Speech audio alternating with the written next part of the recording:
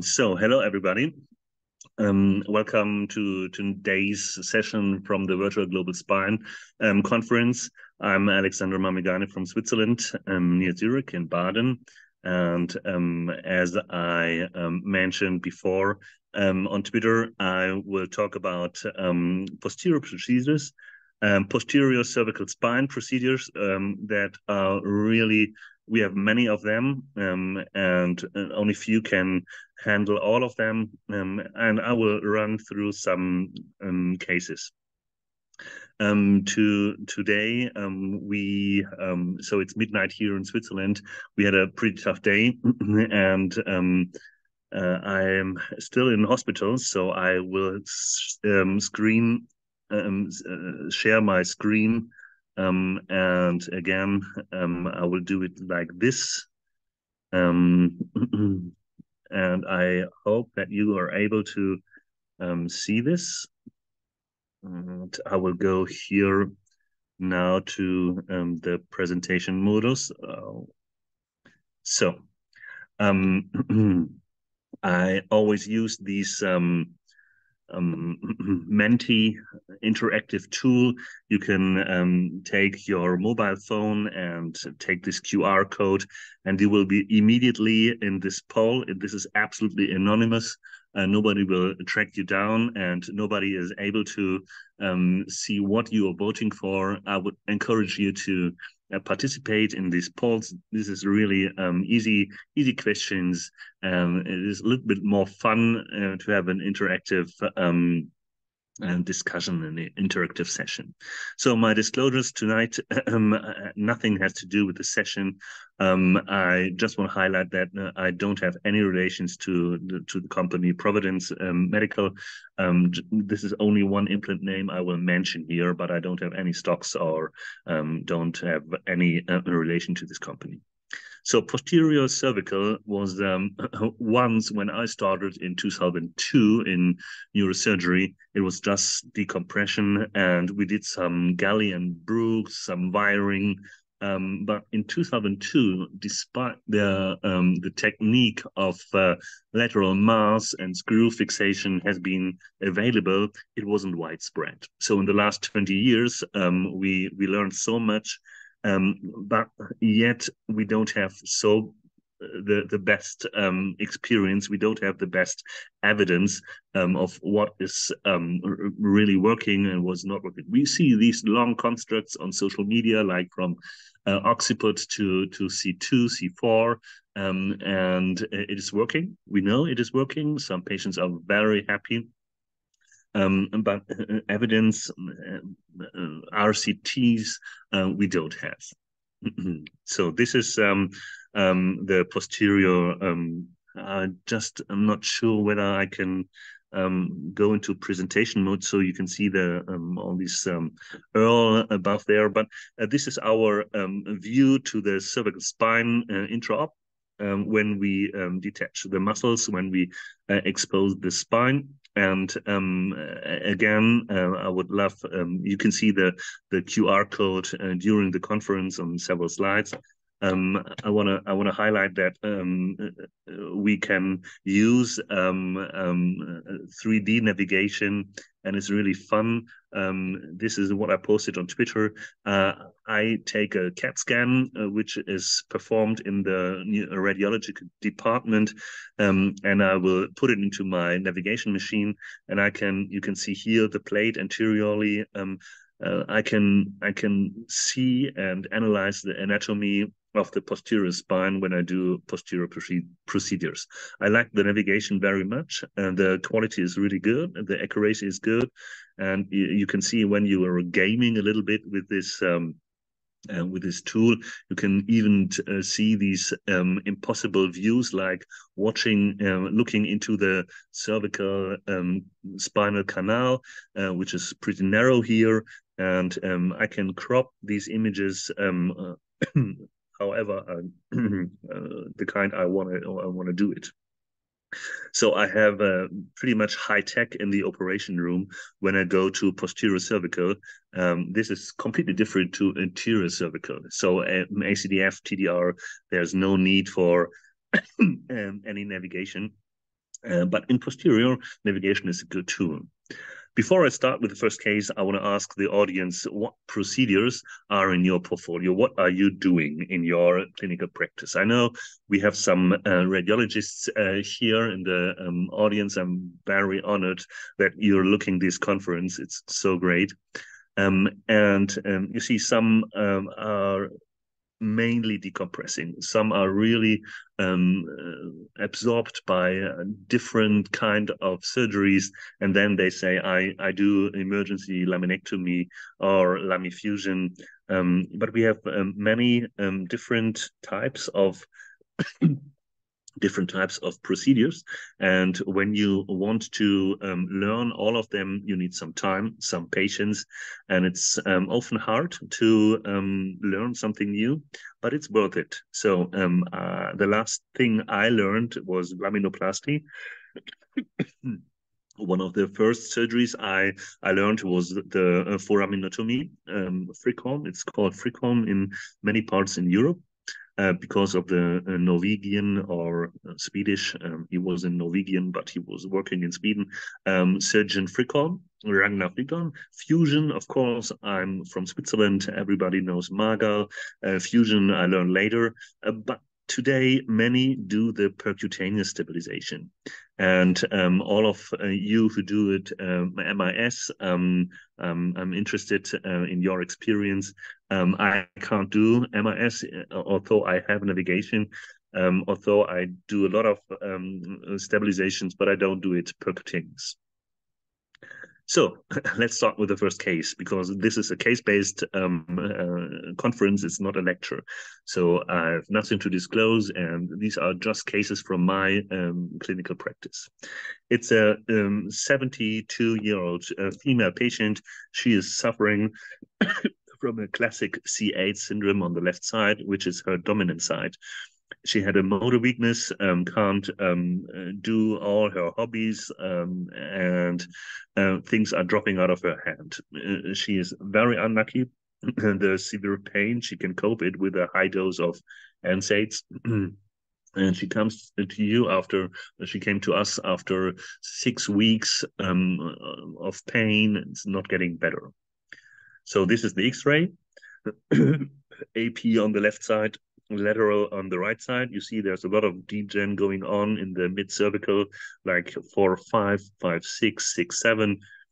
But from the clinical view, it was really clear that this lateral intraforaminal hernia is causing her symptoms. It's compressing of the C8 nerve root, a little bit T1 as well. On the axial view, you see the ribs. So I'm on the right level, left side. There's this hernia. On the right side, the foramen is absolutely free. And this is another image. You can clearly see the pathology. You have the symptoms. It's a straightforward way to go. I think when you have the board examination, this is a classic case, and you can always discuss what do you do with this mid-cervical part of the spine. Will you fuse? Will you go from anterior and make a fusion, or even a TDR today? Will you go from posterior? These are my questions. And so the first question of this case is, what is your standard way to go when you do this lateral herniated disc in the CT junction? Some say, oh, the junction has to be fused. You fall into big troubles when you don't fuse it, when you weaken the joints. It goes into another slip. You're just opening Pandora's box, and then you need revision surgery. But on the other side, you can say, oh, wait a little bit. The mid-cervical region from C4 to C6 is pretty stiff, and when you now fuse below, everything will look and last on C6, 7. It's better to use a non-fusion technique. Let's go from posterior. So thank you very much that you're participating. I like this. I I mean, this talk is about posterior, and so this is a little bit difficult for C7 to find the correct segment in the lateral view, but you can orientate on the spinous process, which is really special in this case. You see C7 is going up, T1 is going down, and not by a problem. This is just the anatomy. Some spinous processes are going up and these prominent vertebrae. And so it was really easy to find the correct segment on the lateral view. And I will proceed here. Then I can use, when I don't want to do an open procedure, I can use the tube. This is the K-wire. I'm pointing to the joint, C71. You can identify the ribs here. Anatomy is not too hard to identify. And these tubes are going dilator by dilator. Always keep in mind that the the cervical thoracic fascia is very tight. Sometimes it's helpful to make an incision of the fascia as well. This is one dilator, maybe one of the bigger ones. And then finally, this is the last dilator. And then I take this tube. You can vary between 80 to 22 millimeters tube. And you can have a nice visualization. This is the last image we've taken. Then we put it a little bit more to the medium because we didn't want to resect the joint. So I can't tell you exactly because I don't have this intra-op video, but the outcome was good. We could decompress the nerve root, take out a tiny sequester. Don't be too disappointed when the sequester is the hernia is only very little. It's not like the lumbar herniated disc is really tiny. But when you see the blood comes up, the venous plexus is relaxed, and there's a lot of blood, you know, okay, decompression is performed. The pain was immediately better on day one after surgery, and the neck pain was moderate. But the recovery of the C8 nerve root, the motoric recovery took months. And we have to always to remember when you have an M3 weakness in motor function, maybe you don't need surgery. Maybe conservative treatment would have led to the same outcome. But the patient was happy. So this is the X-ray post-op. Several months later, there was no slip. And you can see on the left side a little bit the bony defect from the lamina. We didn't take too much from the joint, only 1/3. Not the half, only 1/3. This is a lateral X-ray, no slip, and you can hardly see any excess. The foramen was not narrow. This second case is a 41-year-old patient sent to me because of neck pain and a tumor. The tumor was located in the muscles and was growing. There was a swelling, and the patient came because of the pain. And then there was a swelling visible, was asymmetric, and the tumor was unclear on the imaging whether it was malignant or not. Let's have a look. This is the X-ray, pretty unspectacular. When anybody can notice anything, just feel free to write down in the chat box. I will have a look now. What is whether I can see the chat box? So here, no, here. So I go back to the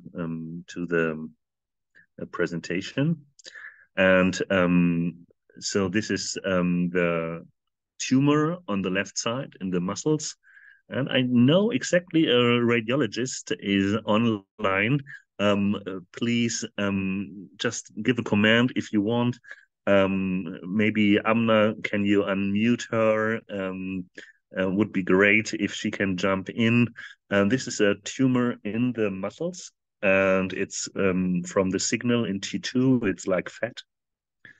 And when you do the analysis of how it is, it's a little bit like fingers in the muscle. It's not so round like a lipoma, but maybe it is a atypic lipoma. In the contrast, you see nothing. This is the black mass like the subcutaneous fat. There is no contrast in the tumor. So just have a guess. Nobody can make a full diagnosis on MRI. We usually have a lot of more images, but when you can guess whether it's a benign or malign tumor, whether it's a simple lipoma or an ectopic lipoma, just press your button. If you think that it's a liposarcoma, then you can just press the button here.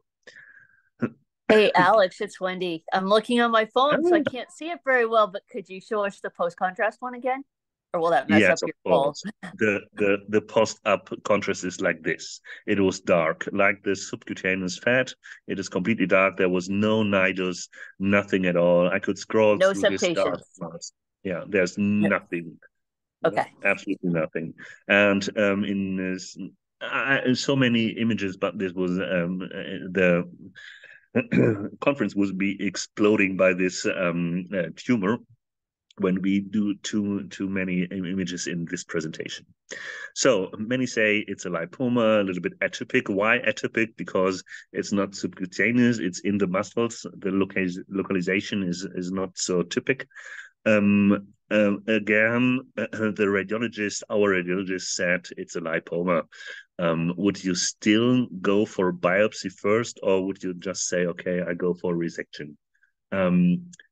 Now it comes to my disclosures. I forgot that I'm an AO Spine member. And when I teach spine, when I'm in the faculty, and no matter what kind of tumor there is, I always say biopsy first. But what about a lipoma? If you have so many lipomas are resected by general surgery or even family doctors, when it's annoying, unfortunately, sometimes you have this rare case of liposarcoma. So it's up to you to go for biopsy first or not. In my clinic, I always go for biopsy. I don't do it on my own. I send them to radiologists, and so you can learn a little bit German here. This is the histology, and it says it's a lipoma. No atypies. The cells are completely normal, and the immunofixation says no proliferation. So we have a lipoma benign, and my next question is yes or no, does this tumor cause the neck pain? What is your experience with tumors in the muscles, and not in the spine, but in the paraspinal muscles? Is this tumor the reason why the patient has the pain? Would you do conservative strategy like wait and watch, look whether the tumor is growing or not, or would you do it the obvious way, pretty the same like wait and watch? I need more images. This would be really interesting because this tells so much about the character of us surgeons. Mainly the straightforward surgeons go for let's take it out, and the ones who sometimes had bad experiences with too fast indications for surgery say I need more images, and this audience is very yeah, it's divided. Some say yes, this tumor can cause neck pain, and Wait, on the other Alex, side, can I interrupt yeah, you again? Since you yes, called on me, kind of, I get to ask more questions now. yeah. That's my prerogative since you called me out. So what did you say was the character of the neck pain? I'm sorry if I missed that. Oh, What type of pain was this causing? When you look at your badge, is there really written neuroradiology, or are you a surgeon? because you are brilliant, yeah. Oh, So because before I go to the next slide, and we didn't talk before this conference, let's analyze the pain. Yeah, this is so important because we always focus on the things that are obviously there, and we see a huge tumor, and the patient reports about, yeah, there's a swelling and it's growing, and we this is some kind of confirmation bias. So we go for biopsy, we go for imaging, but let's analyze the pain. Yeah, and when you ask when is the pain the worst, he says, "Oh, when I get up in the morning." And it's worse when I move it, but then later it's getting a little bit better over the day. I can take a lot of NSAIDs, and then sometimes it's pretty well. You can palpate the cervical neck, you can palpate the neck, and it's not aching at all. And he reports the worst thing is driving the car, because when he rotates the neck or is longer at the on a journey, he has more and more left side neck pain, only left side. And this is the MRI with contrast. And when you have a closer look, only a closer look, and I was really mean because I didn't show the sagittals. When I see the joint C2-3, there is some contrast over there too. So there is contrast around the joint. And in T1 or in this steer, in this turn sequence, there is some edema in the bone. And this is again the X-ray, and the joint C2-3 is a little bit blurry. You can't see the joint space very well.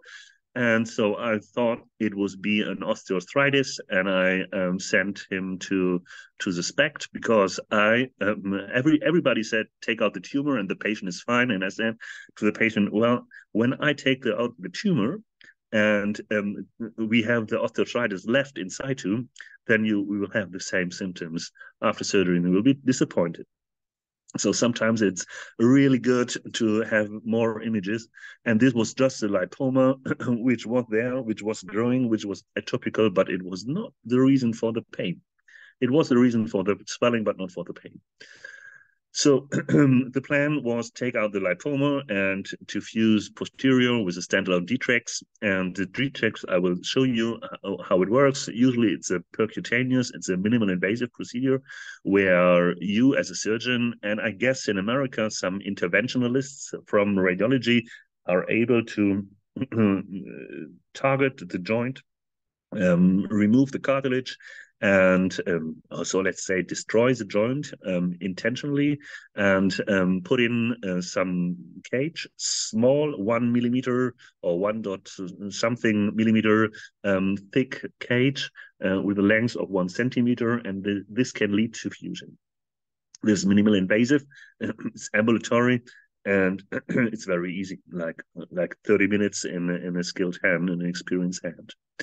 So this is what I did. It was an open surgery, of course, because his tumor was in the dimension like 8 centimeters in sagittal diameter. And I took out the lipoma, identified the joint, and then I did this open procedure, which is usually a percutaneous procedure. This is one of the reamers, and this is in the joint now, always with lateral control. And I took out the cartilage, and I filled in 2 of these cages. These are 2 cages, left and right. But I was a little bit unhappy because I was yeah, usually this procedure is over by now, but I was a little bit unhappy because this cage was not really fixed in this joint space. It was a little bit loose on the left side. The right side was good. And we use these word press fit when we put in a cage between bones, and the capsular and this ligamentotaxis keeps these a little bit too tall cage in situ, and these compressive forces are good for fusion. And it was perfect on the right side, but left side I could see there was a gap. It was loose, and I just said to my technical scrub nurse, just open the box with the screws, and I added some massa lateralis screws in 3 and isthmus screws in C2. Put a little bit compression on it, but only on the left side. This led to complete fusion, and so this is a 1 year follow-up on the left side. On the right side, it was pretty the second day post-op, and you see the bony mass was overgrowing the cages, and it was a solid fusion. A little bit in kyphosis, yes, but it was good for the patient. Outcome was really good. The tumor was out. It was benign. It was lipoma, so we don't do any control. A lipoma, there's no need for it. But the surgeon, which is me, is a little bit unlucky with this image. So this is looks like the incomplete symphony when there is some screws on the left side but not on the right side. But I would never take this patient into to the OR to take out these screws. They're not annoying. I as a surgeon have to live with this image. So two fusion techniques combined made this surgery very expensive, but this is only a small note to smile about it years later. So the next case is a surgeon friend calls me and he said, if you don't operate on her, you don't have to operate on any other odontoid fracture. This was his mother, and his mother had a fall, and the fracture was pretty displaced. It was an endodontoid fracture type 2. If you have a look to the joints C1-2, you can see displaced, posterior displaced. You can see an atlas fracture as well. The axial view through the atlas says it's a 3-part. I don't know whether this is a real fracture line anteriorly, but I said yes, it is. So it's a 3-part fracture combined with a type 2 odontoid fracture displaced. And I have to say, oh yes, my friend was right. This heavily displaced odontoid fracture, maybe I should go into the OR. She had so much pain. And so we decided to go for surgery. This is only my opinion. The odontoid fractures are controversial in the literature. Some say always try conservative. If it's not working, you can operate on the patient. Some say, oh no, don't waste time. This can be devastating outcome like a pneumonia, like pain, disability, frailty is getting worse. The best moment is now. In 4 weeks, the patients are a lot more frail than now. And I'm very glad the audience is on my side. And what did I do? I did this classic C1-2 fusion, put in some massa lateralis screws in C1 and some isthmic screws in C2. This is the standard procedure. You can actually you can call me in the middle of the night. I need some help with C1-2, and this is for me now standard, but it wasn't standard for me. It wasn't easy for me in the beginnings. And I just want to highlight that maybe all the people around me made me too insecure, because this is like every other fusion. It's just know the anatomy, know the pitfalls, and if you're prepared, you can use your bipolar, you can use modern hemostatic agents to control any bleeding. And there's no need to have a big fear of the surgery. And when a surgeon says that he can do C1-2 from posterior, 20 years ago, we admired these surgeons because there were only a few surgeons who were able to do C1-2. A little bit, it was the reason why I went to Switzerland to learn this from January. And he did a lot of them, not only in a fracture, but also in an osteoarthritis pattern. The indication, and people came from him from Luxembourg, from France. And then I noticed it is not as hard as we all think. Let's not make a myth out of it. It is not a miracle wonder that some surgeon can perform this surgery. If you do 1, if you do 3, if you do 5 or 10, I can call you in the middle of the night and you will be able to manage all these C1-2s. I use harm technique, so I made this transition from my teacher to my own technique. I was taught to do it Magal technique, but I think Harms has many advantages for me in my hands. But you can use Magal technique as well, which is transarticular. Just for repetition, it's so heavily biased.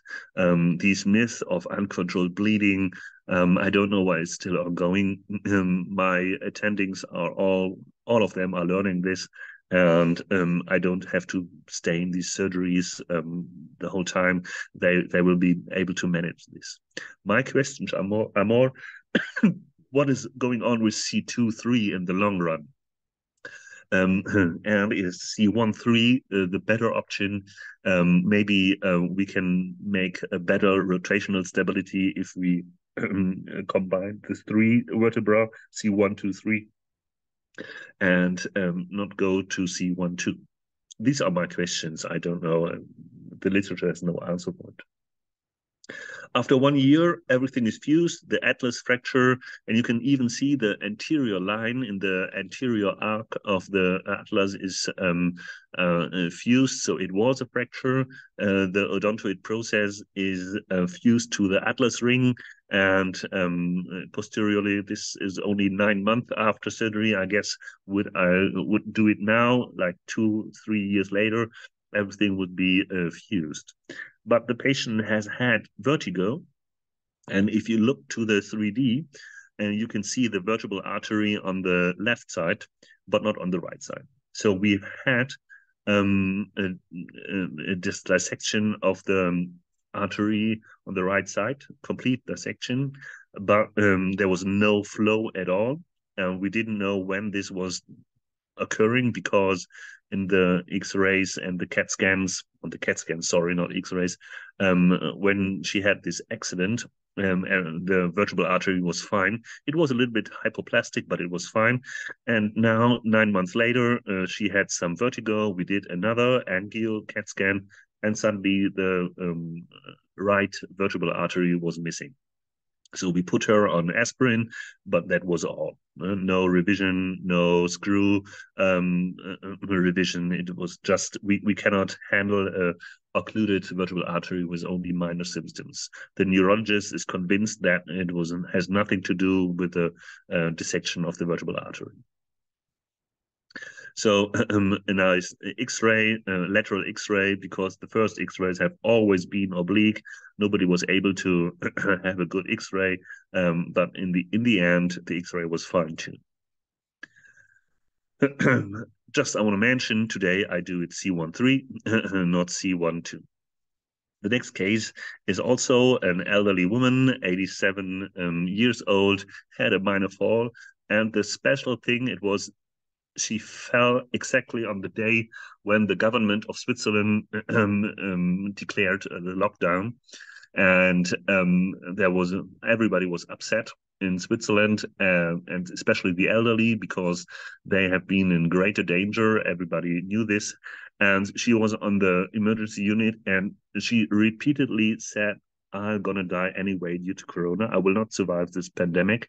I don't want to occupy any ICU bed when others need it," and she refused any surgery. So let's have a look whether I would recommend the surgery in this fracture. This is X-ray, AP on the right side, on the left side we see angulation as well, but this is a different fracture compared to the upper case, because we don't have the odontoid process broken. We have a fracture line very low, deep down in the corpus, and it goes from anterior to posterior. It's oblique, and when we have a coronal scan, you can see it's not really type 3 injury, according to Anderson D'Alonso. And it's when you have a look to the axial view with a transverse line, it's maybe an atypical hangman's fracture, where not the pedicles are torn out, fractures, but the whole body. But usually this doesn't go together with this anterior fracture line. you can see on the sagittal. So we have an atypical C2 fracture, and you can see again here the line, the fracture line anteriorly. Is this a C1-2 injury? Is this a C2-3 injury? It's a little bit important because when it's C2-3, we can treat it differently than it's a C1-2 from posterior. So I want to ask the audience, would you classify this according to the consequences for your surgical strategy? Would you say this is a type 3 odontoid fracture? Would you say, oh no, it's an atypical hangman's fracture, or a Fendi fracture, or traumatic spondylolisthesis? So many words for these kind of fractures. Or would you just say, okay, this is a corpus fracture. I would just classify this as atypical C2 corpus fracture. So this is exactly what I did. I said it's an atypical corpus fracture. The main pathology is in the corpus, from anterior to posterior, from the left to the right side. And the odontoid pack, the odontoid process by itself is not separated from C2 body. But this is only me. The patient made the decision. She said, I don't go into the OR. And you can see 3 months later how this odontoid process angulated more, and the patient was in rehab and geriatric rehab.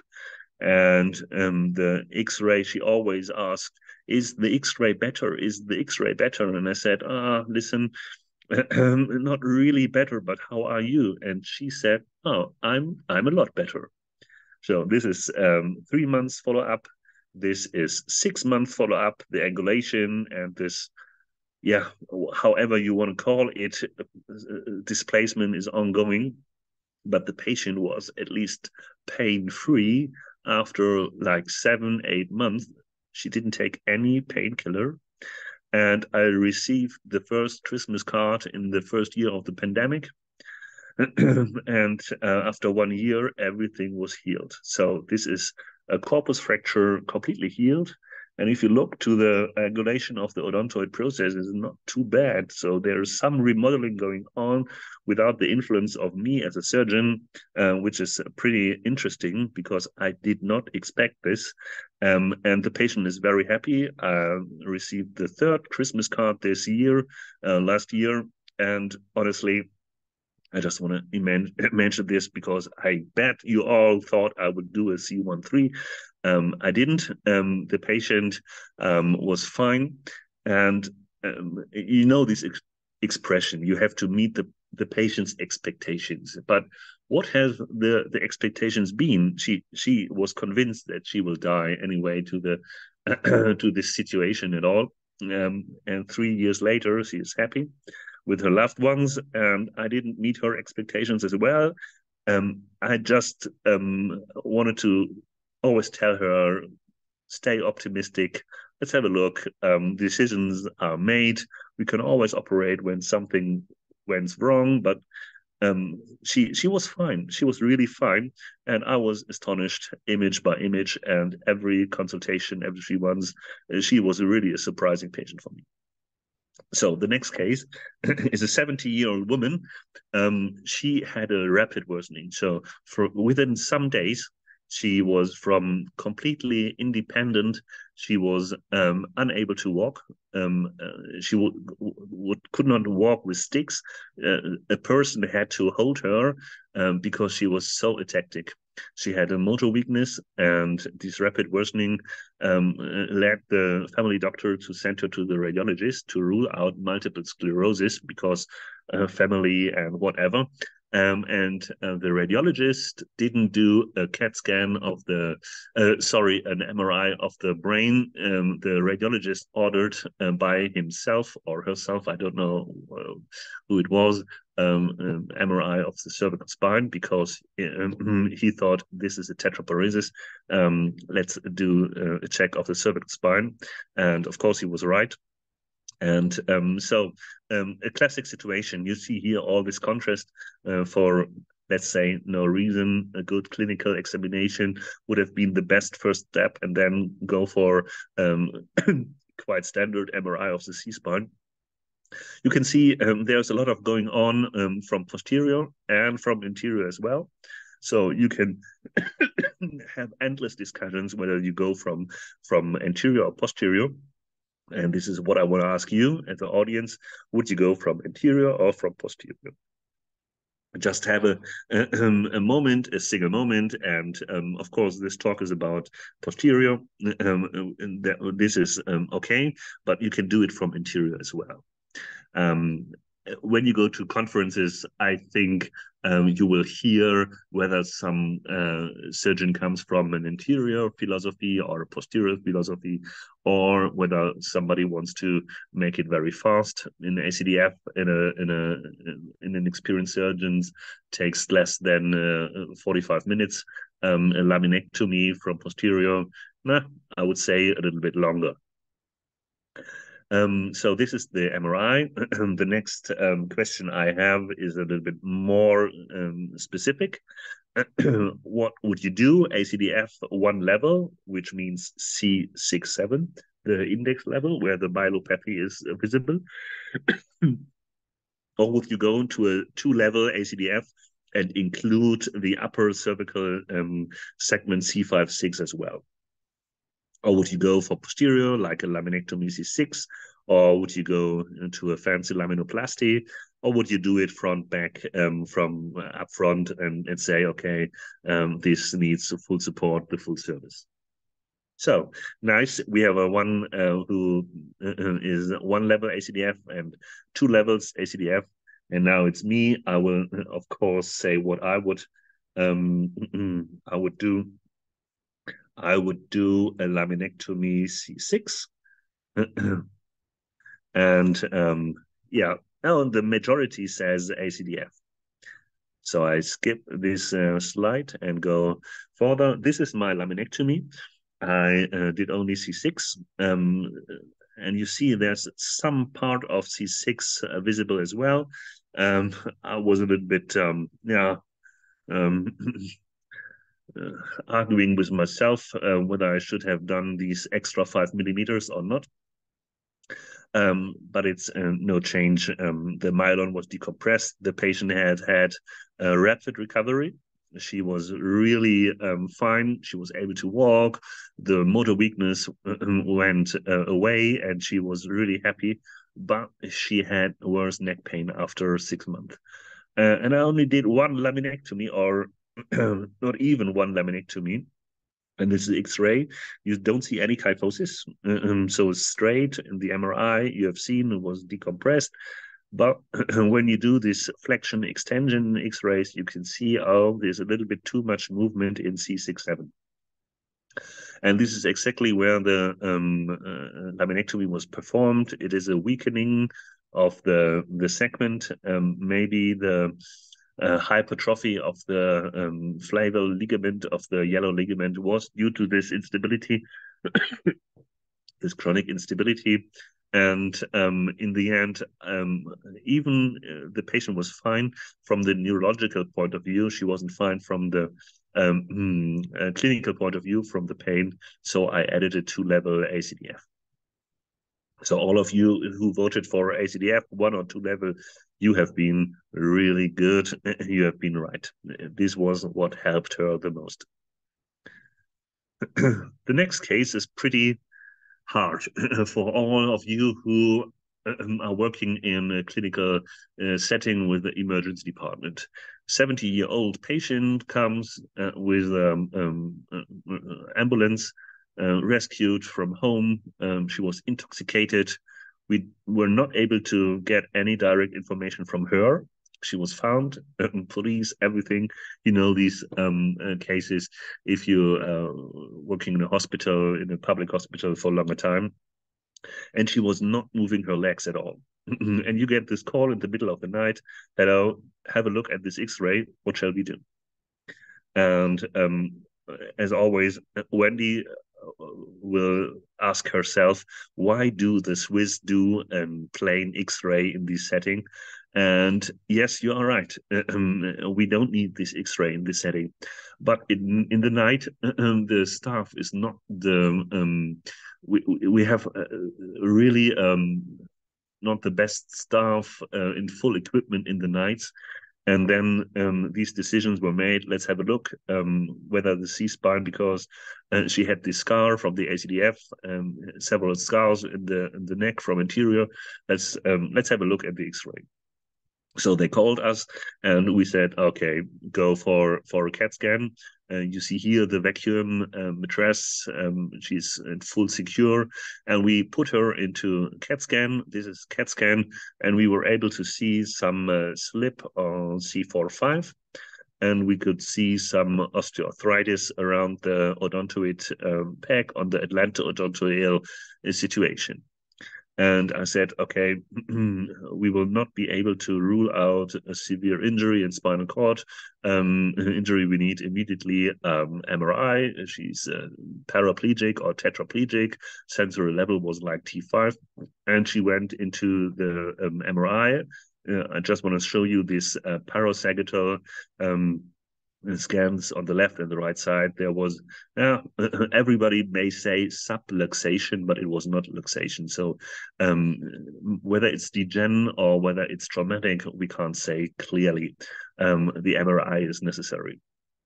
And on the MRI, we can see, okay, there is some swelling in anterior to the spine, to the C-spine. There is some, excuse me, something going on in the disc 4-5. There's an absolute stenosis 4-5 with myelopathy, and only little edema in the posterior elements. We are smarter with this MRI, but not too smart. Around the C1-2 joint, atlantodental joint, there's a lot of going on.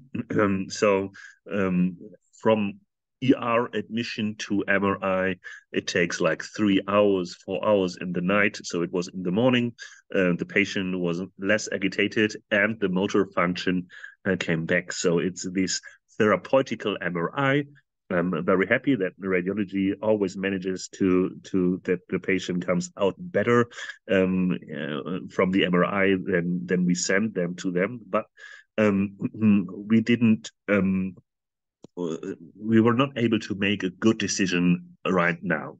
The patient was less agitated, and she reported that she had chronic neck pain, and the ACDF procedure she underwent somewhere else didn't help at all. The rotation was very painful in the last month, and she didn't have any neurological symptoms before she was admitted. So, hey, Alex, can I interrupt you again? Of course. Because you called me out. You said something. Why would I say get an X-ray? But on that X-ray, it looked like the soft tissues were too thick, even on that first X-ray. And there it does to me too. Is that true? But in front of the odontoid. Okay. This is the X-ray, and you are right. There is a little bit too much soft tissue in front of C1-2. Actually, this is not the level where the neurological deficits come from. But there was some swelling. From the MRI, from the X-ray, I cannot judge anything. So I would never order X-ray, plain X-ray, in the emergency setting when the patient has these kind of symptoms. I think it's. If you showed me that X-ray and I didn't have any history, or except maybe whatever pain, severe pain, trauma, or something, I would have suggested a CT or an MRI based on your X-ray. Yeah. How's that? And yes, and this is our standard. Yeah, our standard is when there is an agitated patient, put it into X-ray. But in the middle of the night, when the patient is agitated, she will not hold still in the CAT scan. Everything will be noisy and a lot of trouble. But the physician, the ER doc, was really doing well, because she didn't want to wait till the next morning, because the neurological symptoms were pretty alarming. It was she was paraplegic after fall, and so everything was correct. And the CAT scan was performed. She was really agitated, but these 5 minutes, it was good. So the workflow in the middle of the night in the emergency department are challenges, and I'm very thankful that our ER department is so good. So in the morning, we had this MRI. with this swelling prevertebral, with this absolute stenosis and this myelopathy, and the patient was incomplete paraplegic or tetraplegic, and we've had this swelling around C12. My question is, would you wait and do elective surgery, or would you go for surgery the other day, or would you take her straight to the ER as an emergency? What is your plan in these situations? And the the part today we say, sorry, I'm a little bit. We say time is spine. Michael Feelings is traveling around the world and promoting immediately to decompress and to not waste time. We can have better results in spinal cord injuries. And she had this spinal cord injury. She was asymptomatic before the fall, and after the fall, she had this SCI, but she had this SCI in a pre-existing stenosis. Straight to the OR, wait some more. We waited because the recovery was pretty well, and we wanted to have her alert and saying, yes, I want this surgery, because I wanted to ask whether I should include C12 or not. This is the X-ray, functional X-ray, which is more informative for me. I get more information about stability, and C45 was not too unstable. And this MRI on the right side, we waited a little bit, and then we did sorry, we did Lami fusion. Sorry, this slide should be later. Oh, wait, my image is gone. Oh, sorry. One slide is down. I did a posterior fusion from C1 to C6 and laminectomy of the 4-5 situation, and she did pretty well. Her neck pain went better, and if you have a look on the MRI on the left side, which is the post-op after 12 months, and on the initial on the right side, you see the swelling pre-op is gone, and the pannus around all these inflammation around the odontoid process is reduced. It's still there a little bit, but it's reduced. The patient was fine. Yeah, this is we waited a little bit. I think today this is several years ago, before Felix was publishing his good data for going earlier into surgery. But I think I would only have decompressed and stabilized 3 to 6, because it's easier than going to C1. So this was an interesting case for me.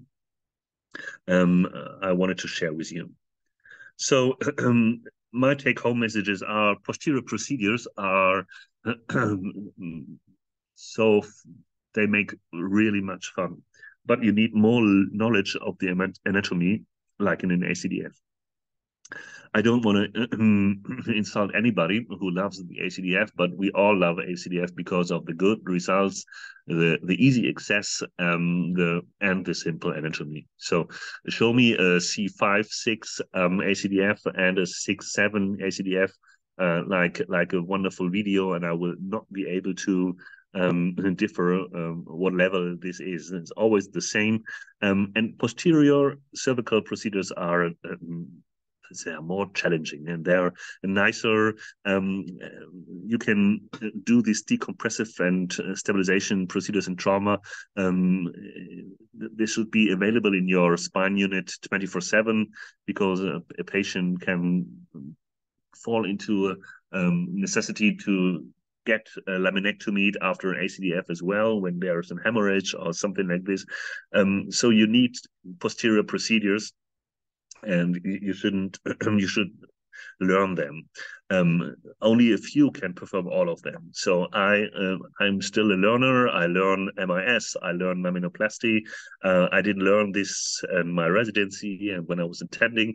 Everybody has a different education, a different way, and you can learn so much new from posterior. From anterior, it's just like ACDF or TDR or corpectomy or 3-level corpectomy and plating. This is a little bit, yes, but it's from posterior, it's a little bit more interesting. And I didn't mention this in the cases, but positioning and draping should be taught better. Sometimes when I get this call, can you come in and help a little bit? I'm a little bit unlucky with the position. It's too extended or too much in kyphosis, just like what you want to achieve. The value of the Mayfield is a little bit overrated in my point of view, but some surgeons are loving the Mayfield and would never do any posterior procedure without Mayfield. So we can teach this positioning and draping better, and all our courses from AO Spine and all these societies, cadaver species, that we don't have the opportunity in these courses in the wet lab to learn positioning and draping is so good. It's always like, yeah, it's important, but positioning and draping is the first crucial step. And this is what I would mention the last take-home message. Thank you very much for joining us and giving your feedback. I really appreciate your participation. It's a lot more fun for me to show these results with you. And I don't know exactly who will present next week. Wendy, if you are able to help me, we will post it on Twitter and social media, on LinkedIn for sure. And let's have a look. No, I can't say at the moment. Please stay safe. Thank you very much for joining us. I will just have a last look in the chat box. Yeah, if you have a final question, just let me know. You can ask me on Twitter. You can DM me as well. Thank you very much, and good night, or have a nice evening wherever you are. For me, it's good night.